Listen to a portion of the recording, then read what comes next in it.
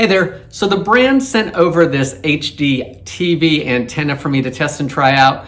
I actually stream everything and we don't do a lot of live streaming, so this was a good option to get some local channels. The instruction manual was easy to follow, but it is a very simple installation. All I had to do was plug in the antenna portion to the antenna connection of my TV, plug in my HDMI cord to an empty port, and then I had to scan for channels per my TV's instructions. This antenna has two ranges of distance. It has red for long range and green for short range. It's an easy switch that you just move back and forth, found here on the antenna.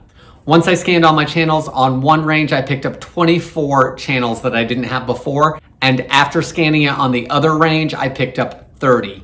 In going through the channels that were available, everything was very clear and crisp. I really liked the quality of the signal that was bringing those in.